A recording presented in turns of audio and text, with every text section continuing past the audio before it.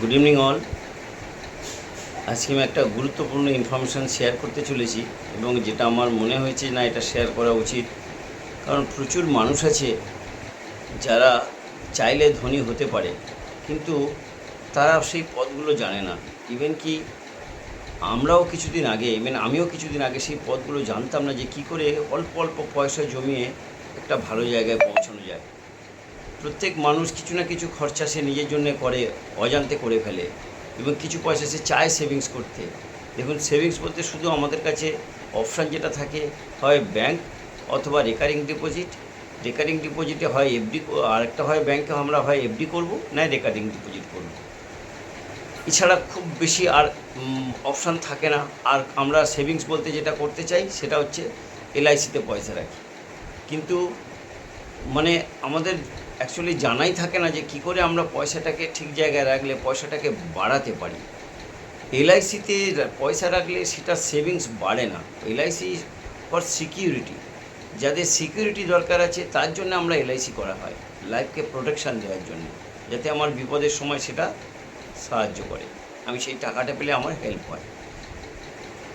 তো আজ একটা খুব ইম্পর্ট্যান্ট ইনফরমেশান যেটা আমার মনে হয়েছে না এটা শেয়ার করা উচিত, তাতে কিছু অন্তত মানুষের উপকার হবে।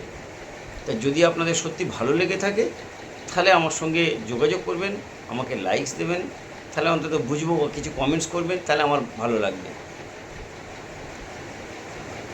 দেখুন, মাসে যদি আমি মাত্র 1000 টাকা করে জমাই, তাহলে ডেলি অ্যাটলিস্ট খরচা কত, 30-35 টাকা সেভ করতে হবে। তো যদি আমি অন্তত 30-35 টাকা ডেলি নেই মনে করে সেভ করি, তাহলে মাসে আমার 1000 টাকা সেভ হবে।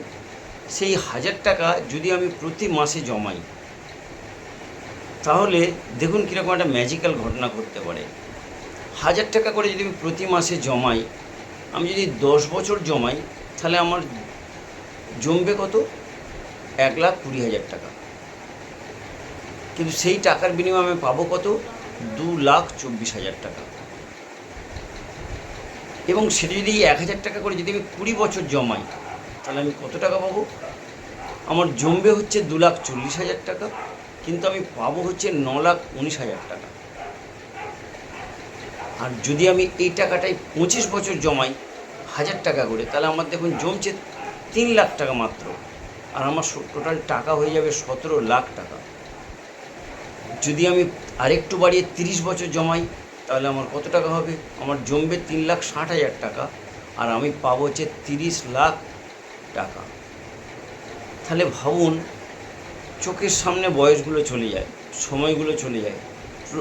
প্রচুর মানুষ আছে যারা 1000 টাকা নেই মনে করে আরামসে রাখতে পারে, কিন্তু যদি একসঙ্গে এক থোকে ধরুন 20 বছর পরে 9 লাখ টাকা, বা 25 বছর পরে 17 লাখ, অথবা ধরুন 30 বছর পরে যদি আপনি 30 লাখ টাকাও পান, তাহলে সেই টাকাটা কি কম?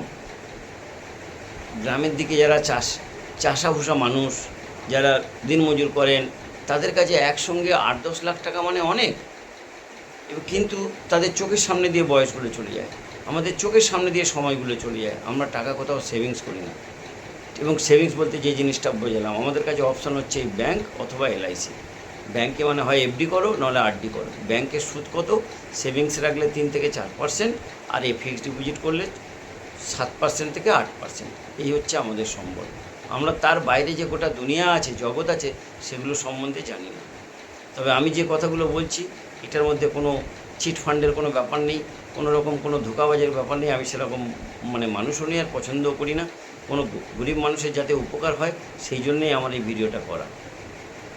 এবং আরেকটা মিরাকেল, যদি আপনি 2000 টাকা করে রাখেন, একটু কষ্ট করে ডেলি 70 টাকা, ধরুন 65-70 টাকা, তাহলে আপনার 10 বছরে হয়ে যাবে আপনার কত, আপনি জমাবেন 2,40,000, হয়ে যাবে 4,48,000। আপনি 20 বছর জমাবেন আপনি 4,80,000, আর হয়ে যাবে আপনার 18 লাখ টাকা। যদি আপনি 25 বছর জমাতে পারেন কস্টি সিস্টে, তাহলে আপনার হবে 6 লাখ টাকাও আপনি জমাবেন, আর আপনার হয়ে যাবে 34 লাখ টাকা।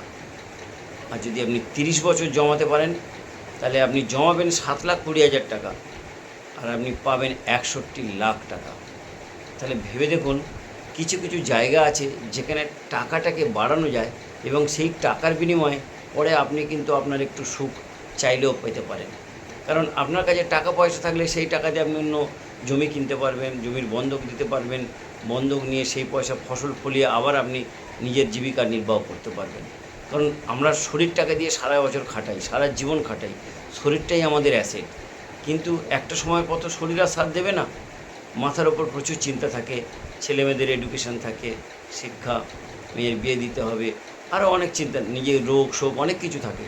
তাই অল্প অল্প পয়সা যদি 35 টাকা বা 70 টাকা বা 100 টাকা যদি আমি অন্তত নেই মনে করি সরাতে পারি, জমাতে পারি, সেটা কিন্তু একটা সময় পরে অনেকটা টাকা দেবে, যে টাকাটা আপনাকে ছেলের মতো হয়ে কাজ করবে টাকা রোজগার করার জন্য, এবং সেই টাকা দিয়ে আপনি বাকিটা জীবনটাও কমসে কম একটু সুখে, খানিকটা হলেও সুখে কাটাতে পারবেন। কারণ মাথার ওপর সেটা কিন্তু একটা বড় ছাদ তখন। যাই হোক, যদি আপনার ভালো লেগে থাকে ভিডিওটা তাহলে আমায় জানাবেন, তাহলে পরবর্তী নেক্সট সানডেতে তাহলে আমি একটা অন্য ভিডিও বানাবো, যেটা আপনাকে এর পরের ম্যাজিকটা বলবো। থ্যাংক ইউ, ভালো থাকবেন।